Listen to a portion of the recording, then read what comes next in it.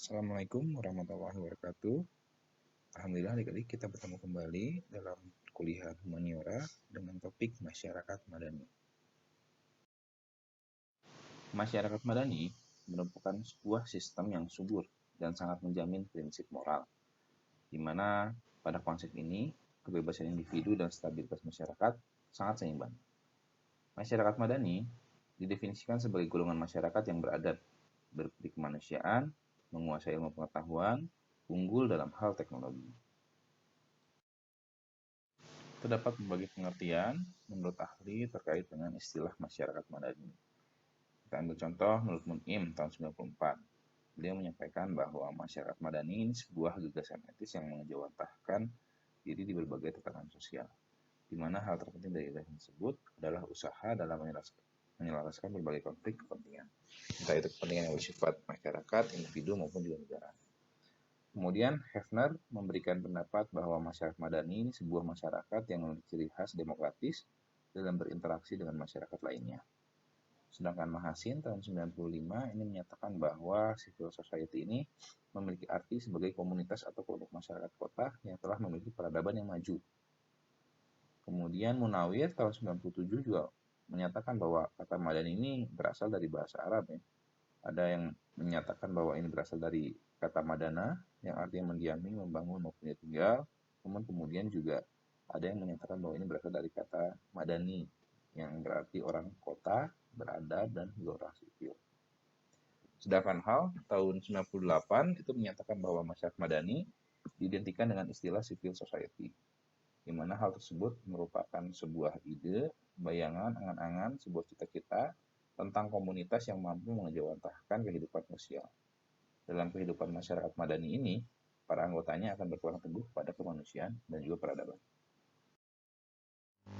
Berikut adalah konsep masyarakat madani, di mana pemerintah sebagai sektor publik ini berkolaborasi dengan sektor privat, sektor usaha, dan juga masyarakat untuk sama-sama mengembangkan kemajuan daripada kawasannya, baik itu di tingkat daerah, di tingkat wilayah, regional, maupun juga tingkat negara.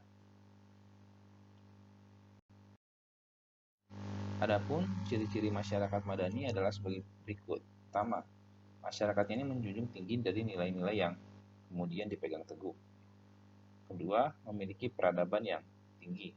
Bagaimana ilmu pengetahuan diterapkan dan juga kemajuan teknologi ini digunakan untuk kemajuan peradaban.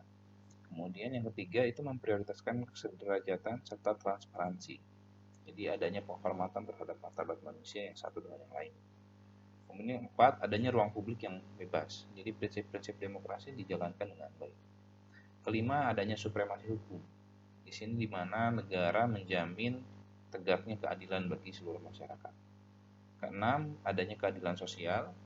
Negara menjamin distribusi atau pemerataan dari sumber daya ya, untuk pemenuhan kesejahteraan masyarakat. Dan yang ketujuh, adanya partisipasi sosial. Jadi setiap masyarakat ini dilibatkan dalam setiap proses pengambilan kebijakan dan pelaksanaan kebijakan. Selanjutnya terkait dengan karakteristik masyarakat madani. Jadi ada beberapa karakteristik dari masyarakat madani. Pertama, adanya integrasi antara individu dan kelompok terjalin secara eksklusif ke dalam masyarakat dengan melalui aliansi sosial dan juga kontrak sosial. Jadi tidak ada kelompok-kelompok yang merasa lebih hebat dibanding yang lain. Semuanya melebur menjadi bagian dari masyarakat. Yang kedua, kekuasaan yang ada di dalam masyarakat madani bersifat menyebar, sehingga kepentingan yang sifatnya mendominasi bisa dikurangi dengan adanya kekuatan alternatif. Jadi ada pembagian kekuatan. Seperti misalnya dalam negara demokrasi itu kan ada kelompok eksekutif, yudikatif, legislatif. Jadi ini ada pembagian dari kekuasaan. Kemudian yang ketiga, adanya program pembangunan yang didominasi oleh negara atau pihak pemerintah dan juga program pembangunan lain yang didominasi oleh masyarakat itu sendiri. Jadi ada keterlibatan masyarakat dalam upaya pembangunan negara.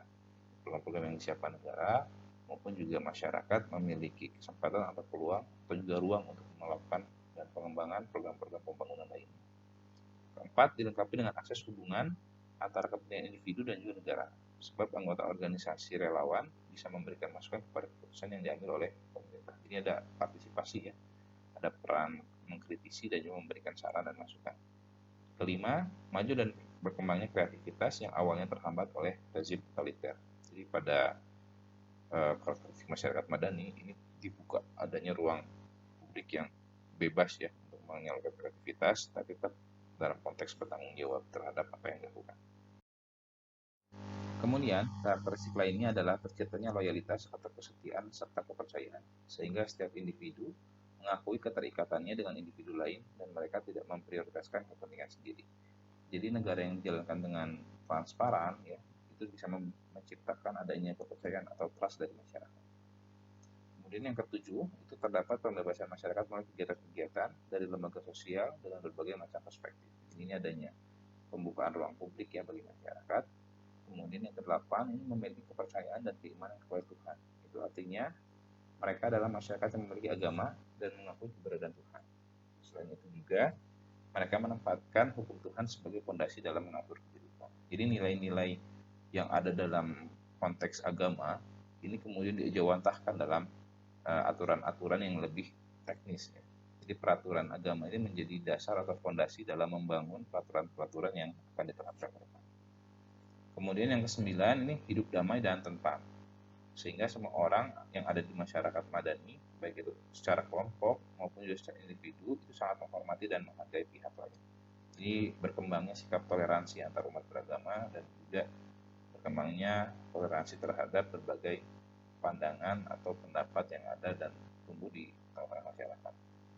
Kemudian yang ke-10 itu saling tolong-menolong tanpa mencampur urusan internal seseorang yang bisa saja mengurangi kebebasan mereka. Dalam konteks tertentu ya, untuk hal-hal yang sifatnya privat, ini dalam konteks masyarakat madani biasanya tidak saling mencampuri ya, terutama memang yang ranahnya ranah publik ya, ranah umum. Kemudian karakteristik lainnya adalah berkembangnya sifat atau sikap bertoleransi. Ini bermaksud adalah mereka tidak saling mencampuri urusan orang lain yang sudah memiliki kebebasan sebagai manusia. Jadi untuk konteks-konteks atau masalah yang sifatnya privat itu tidak saling mencampuri. Mereka juga nggak merasa terganggu ketika ada pihak yang lain dengan latar belakang maupun juga pandangan yang berbeda. Kemudian karakteristik lainnya adalah terciptanya keseimbangan antara hak serta kewajiban. Jadi ada kewajiban warga negara, ada juga hak-hak warga negara yang dipenuhi. Ya. Jadi ini adanya keseimbangan. Kemudian memiliki peradaban yang tinggi, ini berarti mempunyai kecintaan terhadap pengetahuan dan menggunakan serta memanfaatkan yang tersebut untuk masa depan dan kebaikan bersama. Serta yang juga penting adalah masyarakatnya ini memiliki akhlak yang mulia. Nah, jika kita berbicara tentang perkembangan masyarakat madani, maka kita tidak bisa terlepas dari sejarah perkembangan peradaban manusia. Kalau berbicara tentang masyarakat madani, konsep yang tadi kita bicarakan ya, bahwa hal ini bisa dicapai dengan beberapa langkah, baik itu yang sifatnya jangka pendek maupun jangka panjang. Untuk yang jangka pendek misalnya adalah menciptakan sebuah sistem pemilihan pemimpin yang bisa diterima dengan baik dan bisa memimpin dengan bijaksana. Kemudian kalau kita merujuk pada sejarah peradaban manusia, ciri-ciri masyarakat madani juga bisa ditemukan pada beberapa masyarakat peradaban di dunia ya. Contohnya misalnya di Yunani kuno misalnya ya, ada beberapa nilai konteks masyarakat madani yang mulai diterapkan di era tersebut. Kemudian juga kalau kita merujuk pada buku atau gagasan Raharjo ya, tahun 97, ini juga beliau menyebutkan bahwa istilah civil society ini sebenarnya sudah ada sejak dulu ya. Yang kemudian pertama mencetuskan itu salah satunya adalah Cicero. Cicero ini seorang orator dari zaman Yunani kuno. Nah, menurut Cicero ini ya, civil society ini merupakan sebuah komunitas politik yang memiliki adab yang baik. Hal tersebut misalnya dicontohkan bahwa untuk masyarakat yang tinggal di kota saat itu, mereka sudah membangun atau membentuk sebuah kode hukum tersendiri.